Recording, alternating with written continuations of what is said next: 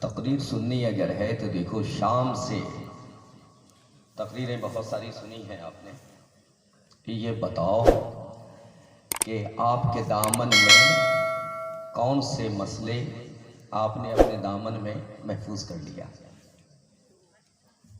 بہت ساری تقریر سنی نا جی, کچھ سمجھ میں آیا؟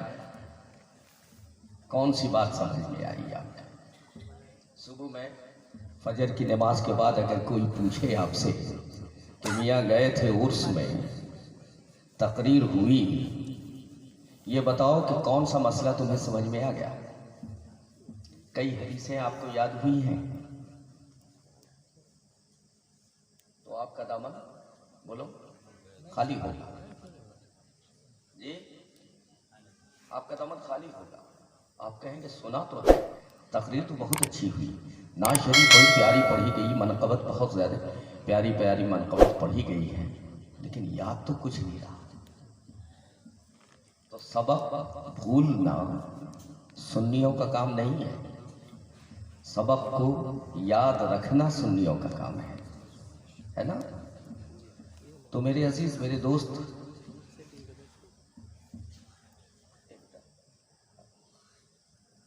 بس 3 مسئلے 4 مسئلے آج واضح کروں گا, آپ سنیں گے سمجھیں گے. دیکھو میری تقریر اٹھا پٹک والی نہیں ہوگی, مار دھاڑ والی چیخ چلا والی تقریر نہیں ہوگی. میں یہ چاہوں گا کہ جو لے کر کے مواد آیا ہوں, جو دعانا لے کر کے آپ کے لیے آیا ہوں, جو غذا لے کر کے میں آیا ہوں دور سے, وہ غذا آپ کے دل میں اتار دوں اور ایسا کل ٹھوک دوں,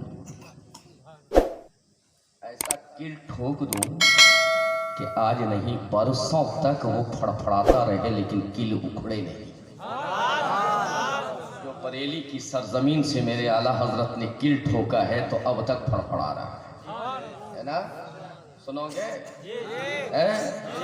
چلو, جس آیت مبارکہ کی تلاوت کا شرف ہم نے حاصل کیا ہے وہ قرآن کی آیت ہے,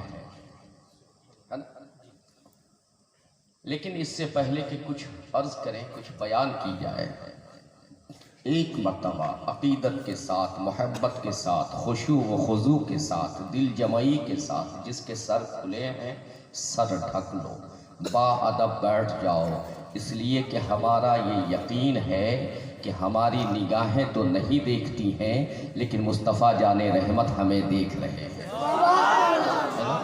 وہ کوئی اور ہوتا ہے جو کچھ کہتا ہے, لیکن ہم تو انہیں جواب دیتے ہیں کہ کون کہتا ہے کہ مصطفیٰ مدینے میں رہتے ہیں, کون کہتا ہے کہ مصطفیٰ مدینے میں رہتے ہیں. وہ ہم سنیوں کے, بلند آواز سے بولو, بلند آواز سے, کون کہتا ہے کہ مصطفیٰ مدینے میں رہتے ہیں؟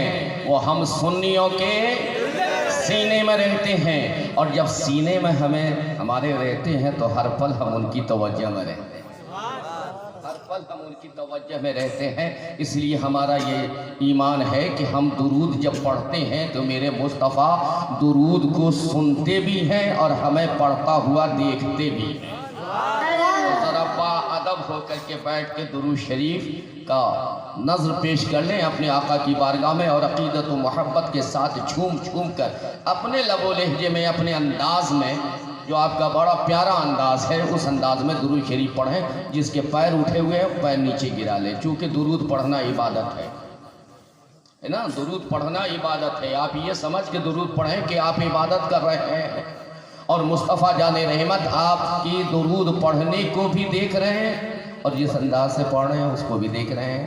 اس لیے آئیے ہاتھ کو باندھ لیجیے اور ادب سے درود پاک کا نظر پیش کریں.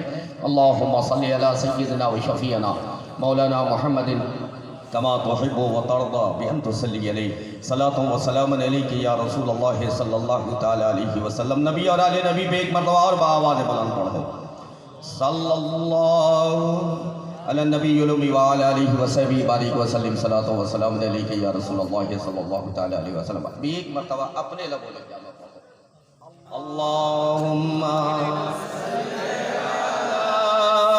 سیدنا مولانا محمد وعلى آل سيدنا مولانا محمد اللهم صل على سيدنا مولانا محمد وعلى آل سيدنا مولانا محمد. کل میدان محشر ہوگا، روز محشر برپا ہوگا، کوئی کسی کا حامی و ناصر نہیں ہوگا، لیکن میرے مصطفیٰ نام لے لے کے پکاریں گے. آپ چاہتے ہو کہ آپ کا نام لے کر کے مصطفیٰ پکارے؟ بولو، آپ چاہتے ہو کہ آپ کا نام آپ کے نبی کی زبان پہ آ جائے؟ بولو، ہاتھ اٹھا کے بتاؤ. کون چاہتا ہے کہ محشر کے میدان میں میرے مصطفیٰ کی زبان پہ میرا نام ہو؟ میرے آقا صلی اللہ علیہ وسلم کل میدان محشر میں ایک ایک اس بندے کا نام لے کے پکاریں گے. یا رسول اللہ، کس کا نام لے کے پکارا جائے گا؟ میرے آقا ارشاد فرماتے ہیں، جو عشق میں ڈوب کر مجھ پہ درود و سلام پڑھتا ہے، کے ساتھ درود بھی پیش کیا جاتا ہے اور ساتھ میں اس کے ماں باپ کا نام بھی پیش کیا جاتا ہے نا. تو ہم لوگ اللہ کا شکر ہے کہ درود بھی پڑھتے ہیں اور سلام بھی پڑھتے ہیں، ہے نا. سلام کلام ہمارا نبی سے جاری ہے، ساری ہے نا. میرے عزیز، میرے دوست، اولیاء اللہ میں شان جلال اللہ ہوتی ہے. اولیاء اللہ میں شان جلال اللہ ہوتی ہے، مگر بد مذہبوں کی عقل کب آگاہ ہوتی ہے. اولیاء اللہ بے شک مظہر شان الہی ہے. اولیاء اللہ بے شک مظہر شان الہی ہے. ان کے منہ سے جو نکلے عین فرمان الہی ہے. جو نکلے عین فرمان الہی ہے. ان سے مبارک میں آئے ہو نا. اچھا بتاؤ، مفتی عبدالغفور صاحب تم میں سے کس کے رشتے دار؟ عبدالغفور صاحب جی، آپ میں سے کسی کے رشتے داری ہے؟ دین کے لیے، اسلام کو پھیلانے کے لیے، مذہب کو پھیلانے کے لیے، سنیت کو پھیلانے کے لیے، ملت کو بچانے کے لیے، سنیت کو بچانے کے لیے، گمراہیت سے بچانے کے لیے، جہنم سے بچانے کے لیے، جنت کا راستہ دکھانے کے لیے امام عشق و محبت نے اپنا علم دے کر کے انہیں یہاں. آپ کے کوئی نہیں ہے، لیکن آپ کے دل میں کتنی محبت ہے کہ نہیں؟ آپ کے دل میں محبت ہے نا، آپ دل سے چاہتے ہو.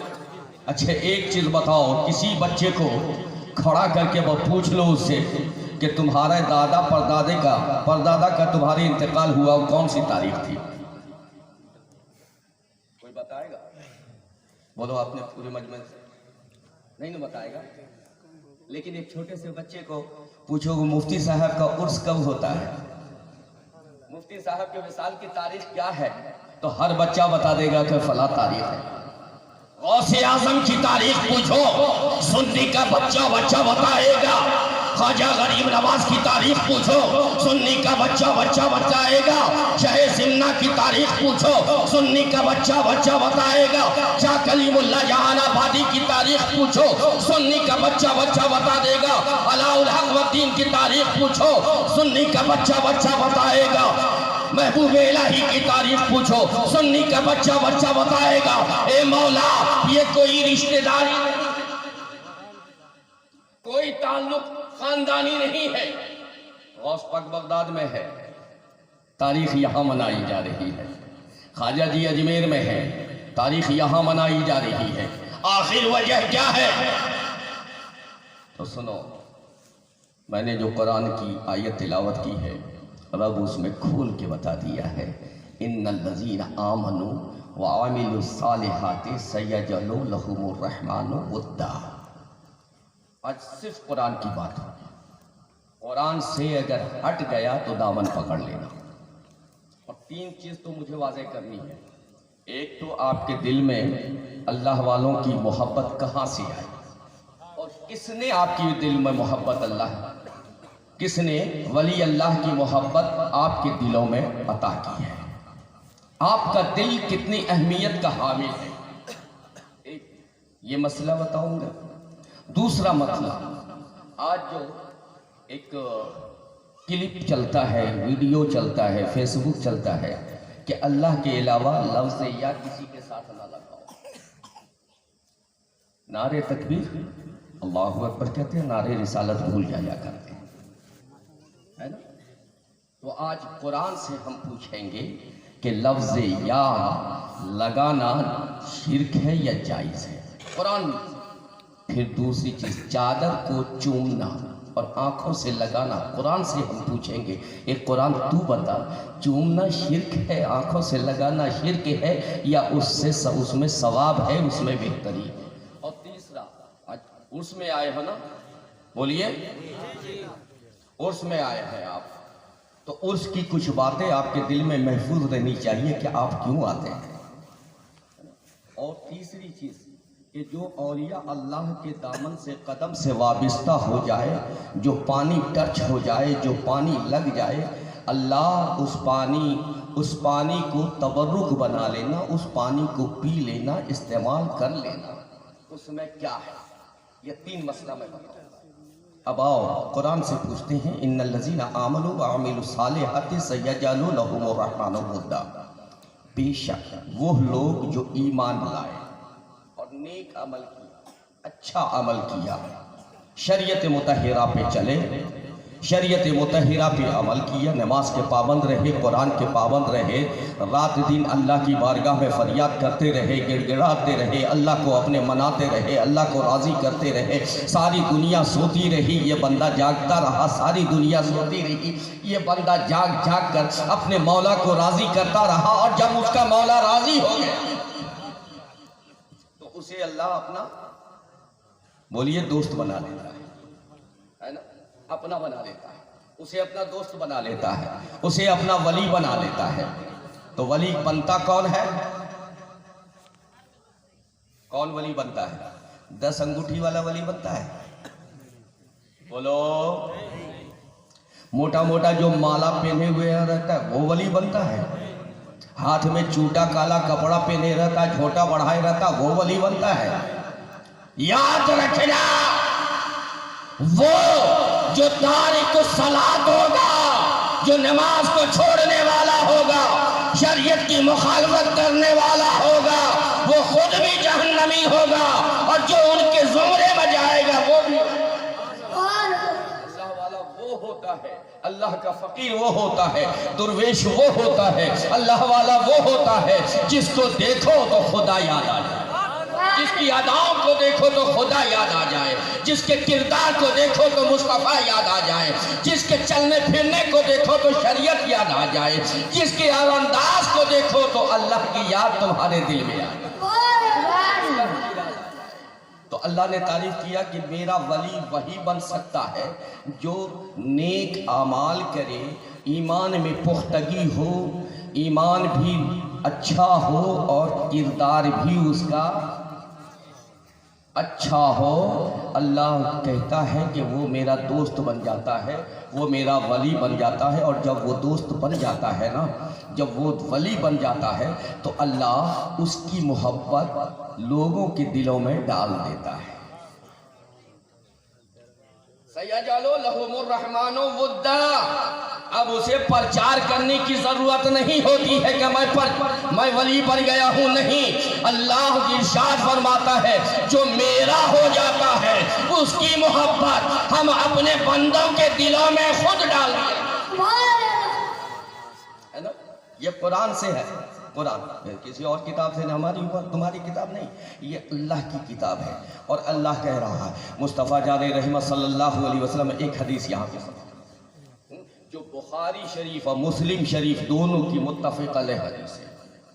ابھی آپ کے امام صاحب نے کہا کہ قرآن و حدیث، تو قرآن و حدیث ہی میں آج گفتگو ہوگی. بخاری شریف اور مسلم شریف دونوں کی متفق علیہ حدیث ہے. میرے آقا صلی اللہ علیہ وسلم ارشاد فرماتے ہیں کہ جب ایک بندہ رات کی تاریکی میں اٹھ کر کے اللہ کو مناتا ہے، مصلی بچھا کر کے اس کے مصلی بھیگ جاتے ہیں۔ جب رات کی تاریکی ہوتی ہے ساری دنیا سو جاتی ہے نا، اور وہ رات کی تاریکی میں اٹھتا ہے، اٹھ کر کے نمازیں ادا کرتا ہے اور سر سجدے میں رکھ کر کے گڑ گڑاتا ہے، اپنے خطاؤں پہ معافی مانگتا ہے، اپنے گناہوں سے معافی مانگتا ہے، اور اللہ کی بارگاہ میں روتا ہے، گڑ گڑاتا ہے، اپنے رب کو مناتا ہے، اپنے رب کو، اپنے مولا کو مناتا ہے۔ ساری دنیا سوتی رہتی ہے، وہ جاگ کر کے اپنے مولا کو مناتا رہتا ہے، اور جب اس کا مولا مان جاتا ہے نا تو ابھی اسے خبر نہیں، ابھی پڑوسیوں کو بھی خبر نہیں ہوتی، ابھی بال بچوں کو بھی خبر نہیں ہوتی، ابھی اسے بھی خبر نہیں ہوتی کہ رب اس کا اس مان گیا، رب اس کا راضی ہو گیا ہے۔ تو اب مصطفیٰ جان رحمت ارشاد فرماتے ہیں کہ ابھی اسے خبر نہیں ہے، لیکن رب اس کا اس سے راضی ہو گیا۔ جب رب اس کا اس سے راضی ہو گیا تو پھر اللہ تبارک و تعالی ان اللہ اذا احب عبدا نادى جبریل، جب اللہ کسی بندے سے پیار کرنے لگتا ہے، کہہ دو سبحان اللہ، اللہ کسی بندے سے محبت کرنے لگتا ہے، مفتی عبدالغفور علیہ رحمہ سے محبت کرنے لگتا ہے، اشرف الاولیاء سے محبت کرنے لگتا ہے، سرکار مسعود میاں سے محبت کرنے لگتا ہے، بزرگوں سے محبت کرنے لگتا ہے، تو میرے آقا ارشاد فرماتے ہیں ان اللہ اذا احب عبدا نادى جبریل، جبریل کو آواز دیتا ہے، جبریل کو صدا دیتا ہے، جبریل کو بلاتا ہے، جبریل حاضر ہوتے ہیں، سر جھکاتے ہیں، کہتے ہیں مولا اب تیرا حکم کیا ہے، تو نے آواز دی ہے میں حاضر ہو گیا ہوں۔ تو رب ارشاد فرماتا ہے ان ربک یحب فلانا، بے شک تیرا رب فلاں سے محبت کرتا ہے۔ یہ حدیث پڑھو، بخاری کی اور مسلم دونوں میں ہے یہ حدیث، کہ بے شک تیرا رب فلاں بندے سے محبت کرتا ہے۔ تو جبریل امی کہتے ہیں مولا حکم کیا ہے؟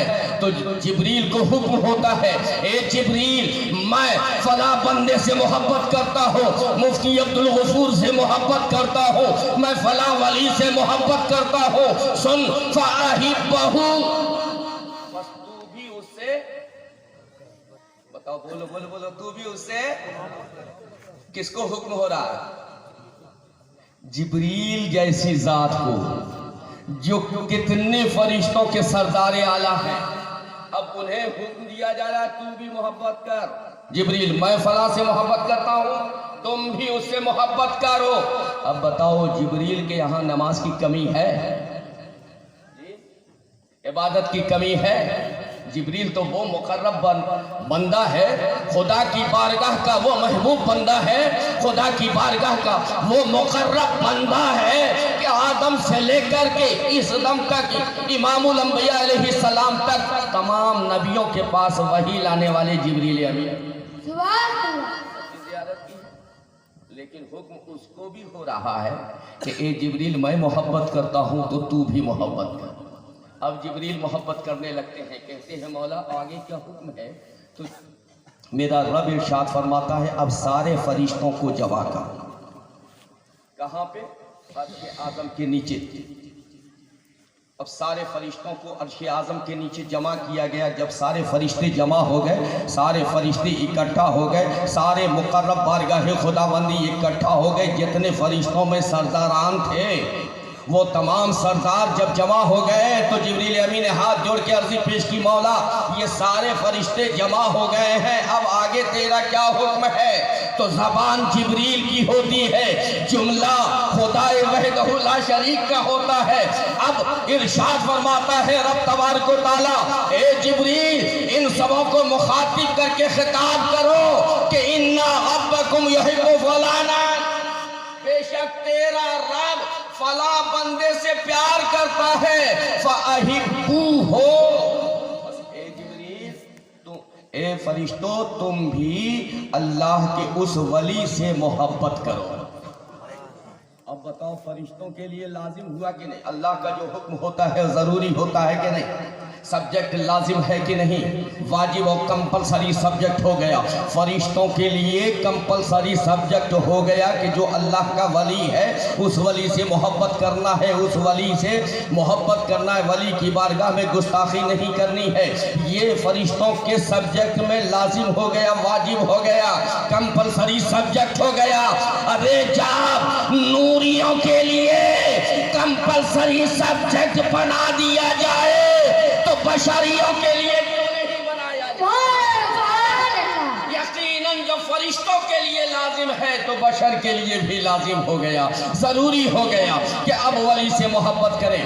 اب دوسری جگہ، اب جب سارے فرشتوں کو سنا دیا گیا، سارے فرشتوں نے سر جھکا لیا کہ یہ اللہ کا حکم ہے اور اللہ خود محبت کرتا ہے تو ہمیں بھی محبت کرنی ہے، ہمیں بھی پیار کرنا ہے فلاں ولی سے، تو اب کیفیت اس کی یہ ہوئی کہ اب جبریل امین نے پھر حکم عرضی پیش کی، مولا آگے کیا حکم ہے؟ تو آگے اللہ رب العزت ارشاد فرماتا ہے سنو، آگے حکم یہ ہے کہ اب یہ محبت کا بیج لے لو اور دنیا میں چلے جاؤ اور دنیا میں جا کر کے اس محبت کے بیج کو بکھیر دو، لوگوں کے دلوں میں ڈال دو۔ اب آپ تو زیادہ کھیتی باڑی کا مسئلہ ہم سے زیادہ جانتے ہیں، یقیناً جانتے ہوں گے، چونکہ کھیتی باڑی کرتے ہیں تو آپ بتائیں کہ وہ بیج جب کھیت میں ڈالا جاتا ہے، جہاں پہ نمی ہوتی ہے وہاں پہ پیڑ اگ جاتا ہے اور جہاں پہ سخت ہوتا ہے وہاں پہ وہ بیج برباد ہو جاتا ہے۔ تو ٹھیک اسی طریقے سے کہ اللہ کے فرشتوں نے، جبریل امین نے وہ محبت ولی کا بیج جو ہے تمام جگہ بکھیر دیا ہے۔ اب جب تمام جگہ بکھیرا ہے تو جو مومن ہیں، جن کا دل عشق الہی سے سرشار ہے اور عشق پانی سے، جنہوں نے اپنے دل کی کھیتی کو سرسبز و شاداب کیا ہے، اس دل میں جب یہ بیج پڑا تو یہ تناور درخت بن گیا، اور جس کا دل عشق رسول سے خالی ہے، صف ہے، تو اب اس کے دل میں اگر پڑا تو وہ خالی کا خالی رہ گیا۔ جیسے پتھر پہ اگر کوئی بیج ڈال دو تو بتاؤ وہ جمے گا؟ خالی رہ جائے گا نا، بیج سڑ جائے گا۔ لیکن جہاں پہ پانی ہو، مٹی ہو اور اس میں اگر ڈالا جائے گا تو وہ بیج پیڑ پکڑے گا، جڑ پکڑے گا کہ نہیں؟ تو ٹھیک اسی طریقے سے میں نے اپنے شیخ سے پوچھا کہ یہاں تو سب رہتے ہیں، کافر بھی رہتے ہیں، گستاخ بھی رہتے ہیں، بے دین بھی رہتے ہیں، لا دین بھی رہتے ہیں، دین والے بھی رہتے ہیں، تو سب کے دل میں یہ محبت کیوں نہیں آئی ولی کی؟ تو جواب ہمیں یہ ملا کہ جس کے دل میں عشق رسول ہوگا، جس کے دل میں عشق مصطفیٰ ہوگا، اور عشق مصطفیٰ سے جس کے دل میں نمی ہوگی، اس کے دل کو اللہ نے اپنے دوست کی محبت کے لیے چن لیا۔ ایک چیز بتاؤ، میں نے ایک جملہ کہا تھا کہ آپ کی رشتہ داری مفتی عبدالغفور صاحب علیہ رحمہ سے ہے کہ نہیں ہے؟ آپ نے کہا کہ نہیں ہے، لیکن آپ کتنا چاہتے ہو انہیں، بے پناہ چاہتے ہو۔ یہ سجاوٹ، یہ جلسے کا انتظام، یہ عرس کا انتظام و اہتمام یہ بتا رہا ہے کہ آپ بے پناہ انہیں چاہتے ہو، ان سے بے پناہ محبت کرتے ہو، بے پناہ آپ کی عقیدت ہے ان سے۔ انہوں نے دین و سنیت کا کام کیا ہے، لیکن انہوں نے کام کیا ہے اور کام کر کے اپنے مولا کو جب راضی کر لیا ہے تو اس اللہ رب العزت نے، اللہ تبارک و تعالیٰ نے آپ سب کے دلوں کو اپنے ولی کی محبت کے لیے چن لیا ہے۔ آپ کا دل، بولو، آپ کا دل چنا ہوا ہے، آپ کے دل کو اللہ نے چنا ہے۔ آپ خود سے محبت نہیں کر رہے ہو، بلکہ اللہ نے آپ کے دل کو چنا ہے اور چن کر کے اس میں اپنے ولی کی محبت ڈال دی ہے نا؟ ایک مرتبہ درود شریف پڑھیں۔